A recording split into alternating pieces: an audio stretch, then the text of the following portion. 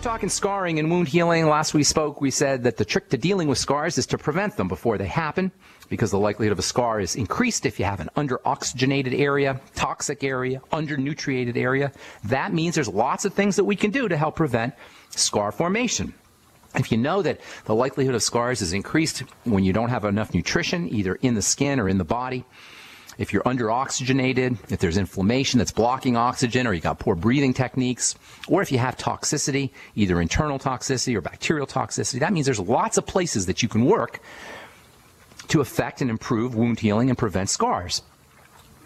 The most important thing you could do to prevent scarring is make sure you're healthy, first of all. That's the most important thing. If you've got wounds, if you're diabetic and you got slow healing wounds, if you're an older folk or older person, if you're elderly and you got slow healing wounds, or you got a grandparent or a parent who's elderly with slow healing wounds, understand it's the body. It's the entire system that needs to be addressed first and foremost. And one of the best ways to do that is use nutritional supplements. Get yourself on the Mighty 90 essential nutrients. Not so much because you want to target the wound, but because you want to work on the body, and then the body will target the wound. This is kind of a fundamental idea of what I call the bright side philosophy. Target the body, work on the system, the body and the system will take care of the specific area that needs to be addressed. The medical model wants us going to the thyroid and go into the hair and go into the bone and go into the pancreas and go into all the different systems, so that we'll throw up our hands and say, you fix me, because it is confusing. It's a mess. But if we say, hey, we're just going to take care of the body, we're going to nutriate the body, we're going to keep the body clean and pure, we're going to help the body detoxify itself, and we're going to make sure that the body's got enough oxygen and that carbon dioxide is being blown off through the exhalation process. We're going to make sure we're activating the relaxation nervous system, the parasympathetic nervous system. We're going to remove stressors from the body. Heck, we don't even need a doctor at that point. And you know what? We should never need a doctor unless you get hit by a bus for surgery, and God bless the surgeons. That's all. I mean, emergency surgery, not when they yank out your gallbladder, but emergency surgery. I call it heroic medicine. God bless heroic medicine. It's amazing. Other than that, you don't need a doctor, period. Maybe for a little bit of advice, or maybe for some education. The word doctor actually means educator. It comes from the root to educate. That's pretty much what a doctor should be doing, is educating. But this idea of using doctors to help us with our health, where did this come from? Oh, yeah, from them themselves, from the medical model itself, the self-congratulating medical model that feels it's so important. Anyway, sorry to go off on a tangent here. Oxygen. Important, key. As we said, you can get wound healing benefits by applying oxygen directly to the skin, in addition to making sure that you're breathing. And the same is true about topical nutrition. You can and you should apply nutrients directly to the skin. Topical zinc, for example, can be very important for helping heal wounds. And of course, topical vitamin C is ultra, ultra, ultra important. If you guys have sent me some, I didn't expect to get all these emails for my topical vitamin C omega-6 healing cream, scar prevention cream, and I will be sending a bunch of them out next week. If you're interested, give me some time to get it to you. If you got an emergency, then just let me know it's an emergency. I'll put you on the top of the list, and we'll send you a sample or two of my wound healing cream, topical vitamin C and omega-6 fatty acid wound healing cream. Send an email to ben@ksco.com. K for King, S for Sam, C for Cat, O for Oscar.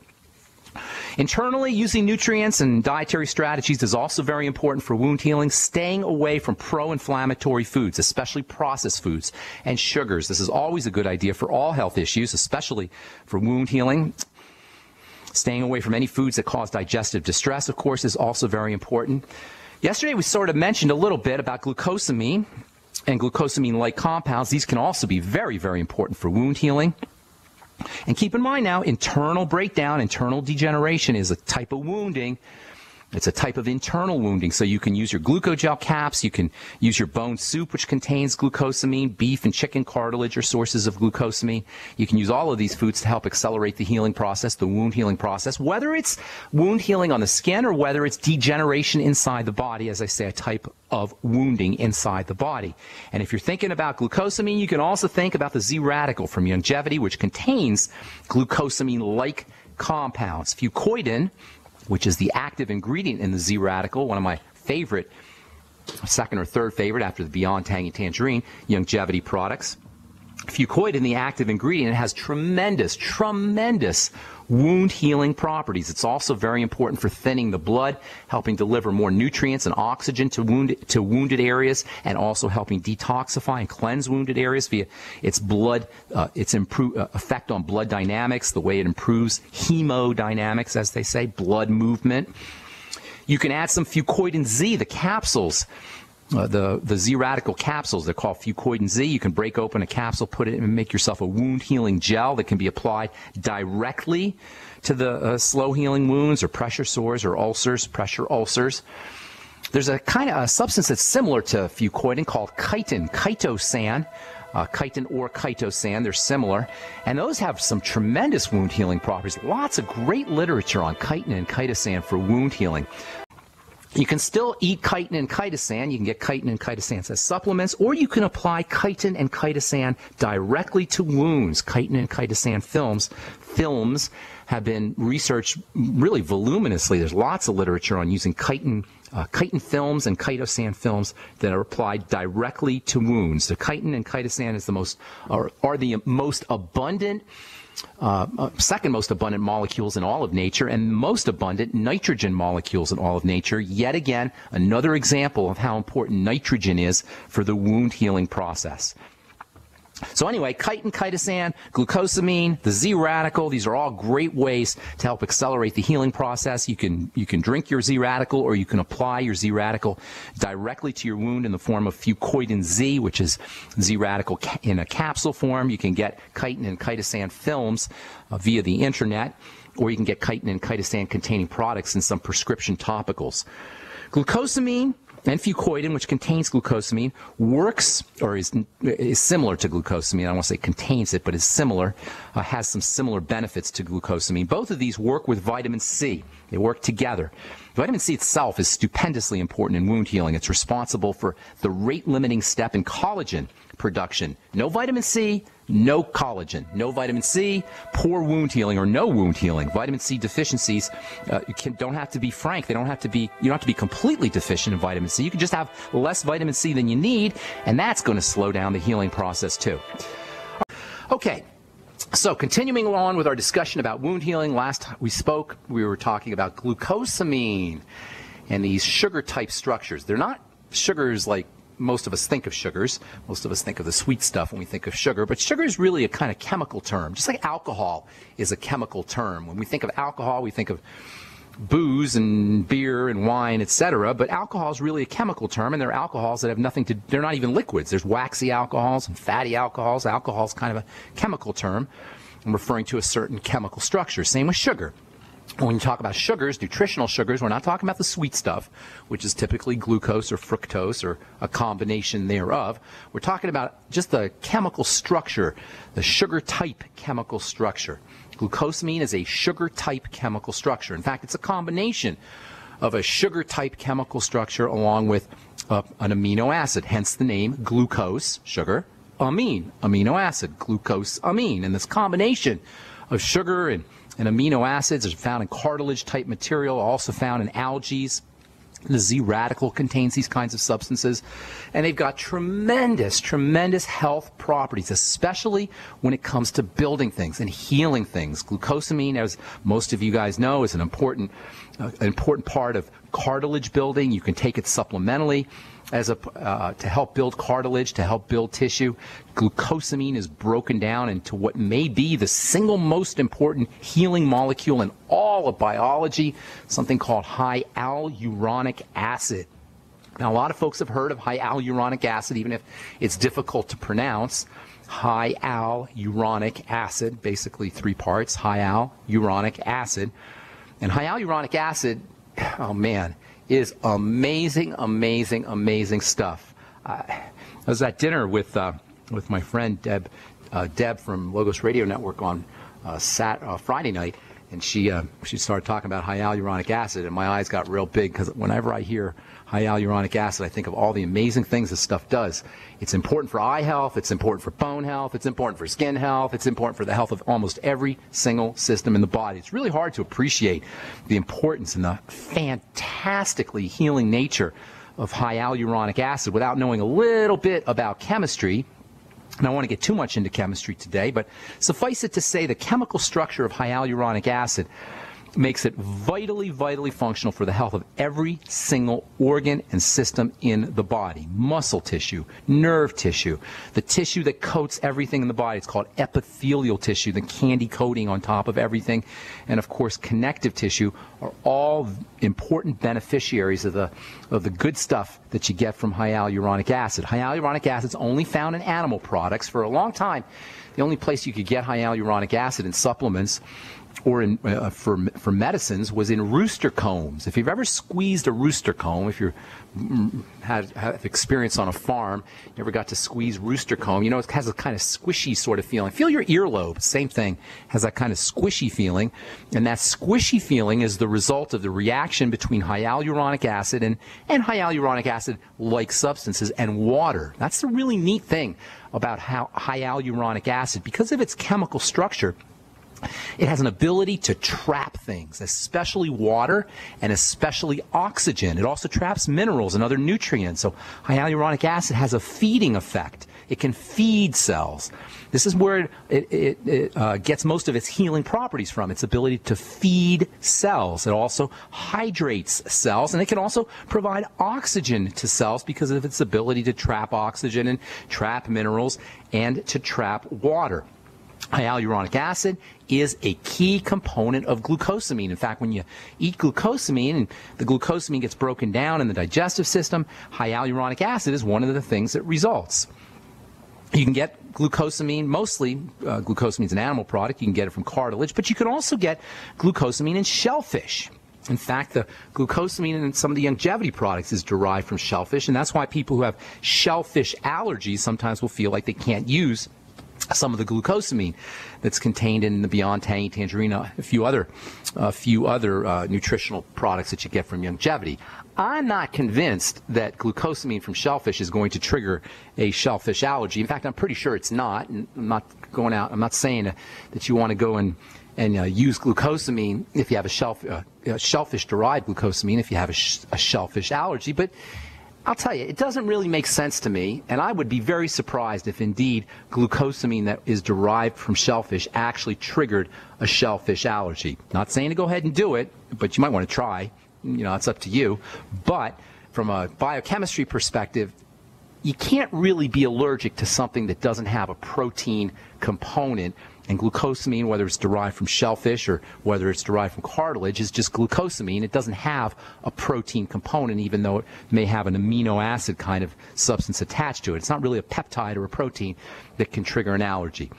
We've talked in the past about chitin. I actually blogged about chitin, C-H-I-T-I-N. Chitin is also an important wound healing substance, and there's an interesting relationship between glucosamine and chitin a little later on, probably not today, but in the coming days we're going to talk about chitin in combination with a very interesting amino acid, an electricity stabilizing amino acid that when you use it in conjunction with chitin makes a very impressive topical healing gel. Chitin isn't exactly glucosamine, but there's some similarities between glucosamine and chitin.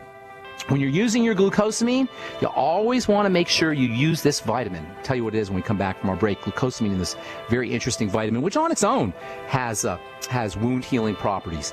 Last, before we went to break, we were speaking about glucosamine. Chitin, which is next to cellulose, the most abundant chemical compound on planet Earth. It's found in shellfish. It's also found in insects. Chitin is composed of a special type of, a unique type of glucosamine, a special type of glucosamine called NAG, or Na-glucosamine. That Na makes the glucosamine very important for the digestive tract, also for healing as well. NAG is found in aloe and it's found in noni, but it's especially important as a component of chitin and also chitosan.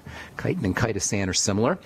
You can make a nice gel with chitin and by adding an amino acid to it. I'll tell you about that on our next, if not our next Bright Side episode, we'll be talking about that later this week. Glucosamine also works very well with vitamin C. In fact, you always want to take a little vitamin C with your glucosamine. If you're using glucogel caps, make sure you use your glucogel caps with some Beyond Tangy Tangerine to get the advantage of vitamin C. Vitamin C itself is stupendously important for wound healing. It's actually the rate-limiting step. Biochemists call it the rate-limiting step when it comes to producing collagen. That means you can have everything available, but if you don't have vitamin C, you're not making any collagen. You can have your amino acids present, you can have the collagen present, you can have glucosamine present, but if you don't have vitamin C, you're not making collagen, which is the most important tissue when it comes to wound healing. No vitamin C, no wound healing. That makes vitamin C really, really, really important for the wound healing process internally as well as topically. Some of you have sent me notices or sent me emails about my vitamin C omega-6 wound healing cream. If you're interested in getting a sample, send out an email. I'll be sending out a bunch of these. I just ordered some envelopes over the weekend, so I'm waiting to get the envelopes in, but I'll be sending a bunch later this week, hopefully. If you're interested in getting a sample of my omega-6 vitamin C wound healing scar prevention cream, send an email. It's a free sample. I'm paying for it. I'll pay for the shipping and the envelope. At least for now I will. And just send an email to ben@ksco.com. But make sure you put your address. A lot of you guys sent me letters without an address. And then make sure you put your phone number there as well so I can get back to you by phone if I need to. And when you're putting your address on the email, do it so I can cut and paste it. So it's like in 3 lines, so that way I can just cut and paste it and stick it on a label. It makes it a lot easier for me when I'm sending these samples out. Topical vitamin C's got tremendous properties for healing, but it's got to be in the right form. It's got to be in the fatty form, and in combination with essential fatty acids, which is what this cream is. It's a blend of essential fatty acids and a couple other things as well. And vitamin C, it can be really effective for helping heal wounds and helping prevent scars. That's what you want. That's how you want to prevent a scar. Once a scar happens, it's there. The trick to not getting scars after you cut yourself or have some kind of surgical procedure done or a wound is to prevent the scar, and by applying this cream, topical vitamin C with some omega-6s in it, you can prevent the scar from forming in the first place. Vitamin C deficiency is probably a lot more common than we realize. That's because of the nature of subclinical deficiencies that aren't bad enough to put you in the hospital or bad enough to cause you to die or bad enough to give you scurvy, which is a horrible disease where the body basically just falls apart and you hemorrhage to death. It might not be bad enough, your vitamin C deficiency might not be bad enough to cause scurvy, but it can be subclinical. And if it's subclinical, that may mean that you're not healing as well. And if you're not healing as well, by applying vitamin C in the correct format directly to the skin, you can bypass some of that some of the problems associated with deficiency. Remember, vitamin C is water soluble. It's going to be urinated out. Every time you go to the bathroom, you're losing your vitamin C, and if it's not replaced, it's pretty hard to imagine that you're not going to have some kind of deficiency. I suspect vitamin C deficiency, electrolyte deficiency, which are electrolytes like potassium and sodium and magnesium and calcium. These are all excreted out in your urine. The B complex, same thing, excreted out in your urine. And it's hard to imagine that most of us, unless we're using our Beyond Tangy tangerine throughout the day, it's hard to imagine that there isn't going to be some kind of vitamin C, electrolyte, and B complex deficiency. And if we're compromised in any way, or we're sick in any way, or we're eating a lot of sugar, we're going to be burning through a lot of vitamin C, and the scant reserves we may have in our liver, for example, are sure to be depleted. And this is why the Beyond Tangy tangerine is so darn important, and this is why you want to sip on your BTT all day long. You don't want to take your water-soluble nutrients, the B complex and electrolytes and vitamin C, these water-soluble nutrients that are in the Beyond Tangy tangerine. You don't want to do them all at once, because what's going to happen is your body will absorb some of it, and the rest is going to be urinated out, and you're going to end up deficient later in the day. That's why you always want to sip on your Beyond Tangy tangerine throughout the day. And it's also why topical vitamin C in its fatty form can have such a dramatic impact on the healing process. If you're urinating out your vitamin C, your skin's going to be deficient in vitamin C, and applying topical vitamin C in its fatty form right on the wound, or even if you don't have a wound, even if you're just interested in wrinkle prevention or anti-aging or skin lightening or just having beautiful, healthy skin, applying topical vitamin C, including my wound healing product, just to non-wounded skin, just to regular skin, can have some wonderful anti-aging benefits. And then when it comes to wound healing, you got to make sure that you're getting enough protein, high protein foods. We talked to Ellington Darden yesterday. Ellington Darden is a bodybuilder, and also he's a PhD. He's got his PhD in exercise physiology. And he was talking about for muscle building, you don't need to have a lot of protein. And he may or may not be right. I'm not convinced that he's right, but perhaps he is. However, when it comes to wound healing, post-surgery, you definitely want to make sure that you have enough protein, 1 gram of protein or half a gram to 1 gram of protein per pound of body weight. Make sure you're using high protein foods. Make sure you're using whey protein supplements. And make sure you're using protein that contains the amino acid arginine. That's how we started talking about wound healing, because of the importance of arginine. We're going to continue talking about arginine and how important arginine is for wound healing. Arginine is going to be found in most high-protein foods, legumes, beans. Soy is a good source of arginine. Organ meats are a good source of arginine. And seafood is also a good source of arginine. Seafood is also a good source of taurine. Love taurine, and we don't talk anywhere near enough about taurine. Taurine is an electrically stabilizing nutrient.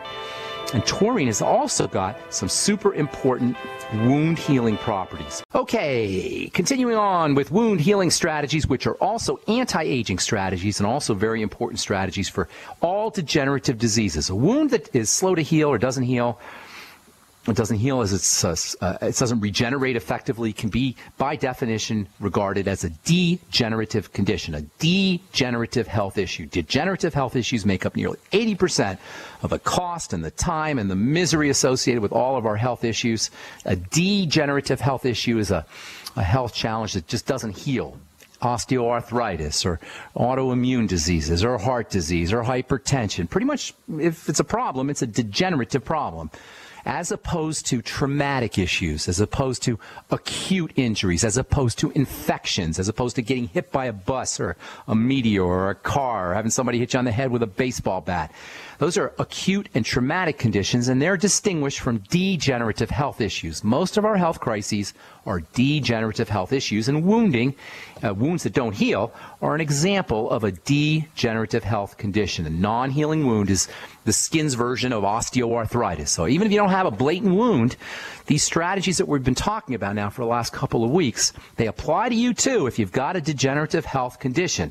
Everything we've talked about in the last few weeks regarding wounds is important to understand and important to leverage if we're dealing with arthritis or osteoporosis or lupus or other autoimmune diseases or connective tissue diseases or ALS or myasthenia gravis or any degenerative disease.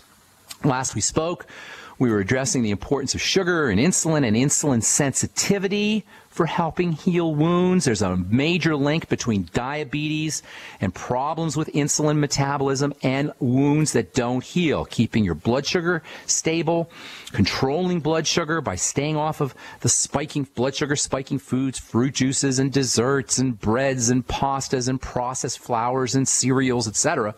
This is possibly the most important of all wound healing strategies. Certainly it is an important wound healing strategy. And same with using nutrients that stabilize blood sugar. Arginine, which we'll be talking about here in a little bit, is probably the most important of the anti-diabetic blood sugar supporting amino acids. And yesterday we talked about another amino acid that plays a role in blood sugar metabolism and strengthening insulin, and that's taurine. I love taurine. You're not going to get taurine in a lot of foods. It's a good idea to supplement with taurine no matter what, just to make sure you're getting taurine. It's anti-inflammatory. It can stimulate new cell growth. It's got wonderful anti-aging properties. It turns on the production of connective tissue, especially collagen, which makes it an important anti-aging and anti-wrinkle and skin-supporting amino acid. Not that many people are hip to taurine. Certainly it's not one of the major supplements, but it is a really helpful supplement for a lot of things, including wound healing. And not surprisingly, taurine also has important effects on sugar metabolism. It can potentize or strengthen the effects of insulin. Insulin itself has wound healing properties. Diabetics who are prone to slow healing wounds may actually be dealing with an insulin resistance problem, the manifestation of insulin resistance. If you have long-term insulin resistance, they'll put you on a pharmaceutical. And if you have really long-term insulin resistance, your pharmaceuticals aren't working, they'll put you on insulin. And that's only going to make insulin resistance worse. The best way to control insulin or make your insulin stronger is not to take insulin as a drug or not to take a prescription drug that forces your body to make more insulin.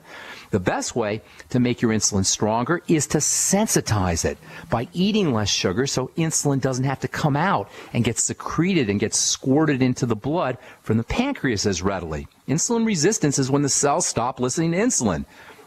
It's sort of like a football coach that yells at his team all the time. Eventually, the football players stop listening. It's like a parent who yells at their kids all the time. Eventually, the kids stop listening. That's the same idea with insulin. Eventually, cells stop listening to insulin when insulin is being squirted out and squirted out and squirted out and squirted out, and that's called insulin resistance, and that's technically type 2 diabetes. And that's one of the reasons why wound healing is impaired in type 2 diabetics. So taurine, in addition to the fact that it's going to stimulate new skin cells, in addition to the fact that it's going to stimulate new wound healing fibers, it's possible that taurine exerts some of its beneficial effects on wound healing by potentizing or strengthening insulin. So that means diabetics who have slow healing wounds can get a double benefit by using 100 milligrams or 200 milligrams of taurine supplementally to help improve wound healing. They'll get better sugar control, they'll potentize their insulin, and they'll also speed up the healing of wounds. Get a double effect if you're a diabetic. And by the way, there's literature that supports the use of using taurine topically right on the wound. I have a paper here somewhere here in my pile of papers that talks about using a taurine chitosan gel. Combined taurine chitosan gel you can apply directly on the wounds. I'm not going to talk anymore about chitosan. We talked about that for a couple of days now. I also have a blog post on chitosan up at pharmacistben.com. Suffice it to say, it's a source of glucosamine that can help accelerate the healing of wounds. And when you combine a little taurine in there, at least according to this study that was published in, I think, the American Academy of Dermatology, Journal of the American Academy of Dermatology. I'll tell you here when we come back from our break. In any case, taurine and chitosan together in a gel can help accelerate the healing process. All nutrients that support insulin and support insulin sensitivity, make your insulin stronger, can have a beneficial effect on wound healing. And in a way, you can just think of slow healing wounds as a blood sugar issue, at least partially a blood sugar issue. And there's lots of wonderful blood sugar supporting nutrients that you can use to help accelerate the healing of wounds and also, of course, to help take care of your diabetes and protect you from elevations in blood sugar. More things about blood sugar nutrition or nutrients for blood sugar and wound healing. Any nutrients that support blood sugar metabolism are going to have a beneficial effect on wound healing. Anything that supports insulin, anything that supports insulin sensitivity will have a beneficial effect on slow healing wounds. You can use chromium and vanadium. Chromium has actually been used topically right on wounds, but you can use the Sweeties to get your chromium and vanadium. I take my Sweeties after all meals. Chromium and vanadium not only are important for blood sugar metabolism, they can help support healthy blood fats, and they can also accelerate the healing process. Magnesium is important for healing and for blood sugar. Zinc is important for healing and for blood sugar. Zinc might be zinc might be the most important of all the skin minerals. Zinc is actually stored in the skin. When you burn yourself, zinc will migrate over to the burn to help accelerate the healing process. Zinc's got antimicrobial properties. It'll stimulate collagen production. You can use zinc right on your wound in the form of zinc oxide cream. It's 50 milligrams of zinc picolinate a day. You don't want to take too much zinc, and you always want to balance out your zinc with copper. So 50 milligrams a day of zinc picolinate, Picolinate, in balance with 2 to 4 milligrams of a form of copper, copper chelate. You'll get copper and zinc, of course, in the Healthy Start Pack from Youngevity. The B complex, super important for blood sugar control and for healing the skin, especially niacin. Vitamin B3, the most important of the B vitamins for skin health. Niacin's been used to treat acne. Topical niacin has been used to treat acne. I used to use, I was putting niacin in my clindamycin solutions. Clindamycin is a topical antibiotic that doctors use for dermatologists prescribed for acne. But if you add a little niacin into your clindamycin, you get even better anti-acne effects, or you can just use niacin straight. You can make your own niacin anti-acne product, crush up some niacin or open up a niacin capsule and dissolve it in your favorite cream and use it as an acne cream. Thiamine, vitamin B1, also very important for blood sugar control, and that can also have some wound healing properties. You'll find all of these in the Healthy Start Pack, in the Mighty 90 essential nutrients that come with the Healthy Start Pack, especially in the Beyond Tangy Tangerine. So delayed wound healing is pretty much synonymous with diabetes or with poor sugar control. And if this is you, if you've got wounds that aren't healing, and you're also a diabetic or a pre-diabetic, and most of us are pre-diabetic, if this sounds like you, if you're trying to heal from a wound and you got blood sugar problems, you're going to want to start using nutrients that support insulin and support blood sugar metabolism. And if you're a diabetic, please understand you don't have to be a diabetic. It's not a permanent condition. I was in Austin last week, and I got to talking about diabetes, and I got a question from the audience. Somebody asked me if diabetes was reversible. Said they heard somebody saying diabetes was reversible. And they said, Ben, is diabetes reversible? And I had to say, no, it's not reversible. Because if I were to tell you that diabetes is reversible, it would mean that someone had a permanent condition called diabetes, or at least a semi-permanent condition called diabetes. In order for diabetes to be reversed, you have to have a condition called diabetes. And that's not how it works. And this is what I explained to this gal who asked me the question. Diabetes is not a permanent curse. It's not a permanent condition. Diabetes is a verb. It's a process. And no one has diabetes any more than someone has running. You don't have running, you don't have walking, you don't have breathing, because running and walking and breathing and writing and thinking, ing, are verbs. For something to be reversible implies that it's a perpetual state, a perpetual condition. Diabetes is neither a perpetual condition or a perpetual state. It's a process. And it's a process that has to be initiated in an ongoing fashion. We have to do diabetes. We have to be diabetesing. It sounds kind of weird to be diabetesing, but you don't reverse diabetes as much as you stop the process of diabetesing. It's like the old joke when someone goes to the doctor and says, Doc, it hurts when I do this. And the doctor says, well, then stop doing it. That's how you stop. If it hurts when you do this, don't do this. It's not that we want to reverse diabetes as much as we want to stop doing diabetes. And I know that sounds awkward to think about it, and the reason it sounds awkward is because we have been hypnotized and entranced and lied to and bamboozled and ripped off into thinking we have this disease. We have this condition. Not that we are diseasing, verb, but we are diseased, noun. We've been told we have this condition, and so we think we have to reverse it. It's not like we have the condition. If we stop doing whatever it is that is causing our blood sugar to change, and obviously it has something to do with sugar, it's called a blood sugar disease. It's not that it's reversible, it just won't happen. We get diabetes over and over and over and over again in an episodic fashion. We get it every time we change our blood sugar or we affect our blood sugar. So by simply not putting stuff into the blood that messes up the blood sugar, your diabetes goes away. Boom, disappears. No doctors, no drugs, no insurance companies. Reducing your risk of all the horrible things that are associated with diabetes as well. Diabetes is a title, it's a nominalization. They make it into a noun. They give us this cursor, this condition. But from a physical perspective, it's not an ongoing condition. We have to give ourselves diabetes over and over and over again with our intake of food. From a physical perspective, food is the primary way our biochemistry changes. All our biochemistry. Thoughts are involved in changing biochemistry for sure. So are feelings, and so is oxygen. But for the most part, it's food. Biochemistry is linked to food. This is great news. This is great news because it means simply by changing food and by changing our nutrients, we can change our biochemistry. Diabetes is a sugar/food condition where the sugar in the blood stays too high. Sugar in these kinds of amounts acts like a poison, and the body, especially the kidney and the small blood vessels in the eyes and the extremities, break down in response to the sugar. They get wounded in response to the sugar. The problem with diabetes is the long-term results of the high blood sugar. But high blood sugar is not a permanent condition. It's only high when we eat sugar. Stress hormones can also lead to some elevated blood sugar problems. So there's other factors, but for the most part, the amount of sugar in our blood, thus the diabetic condition is connected to the kind of foods we eat and the kind of nutrients we take. Such good news, because it means we're in control. That's why I call this program the bright side. The bright side that says we are in charge of our health, not our doctor and certainly not drug companies and insurance companies.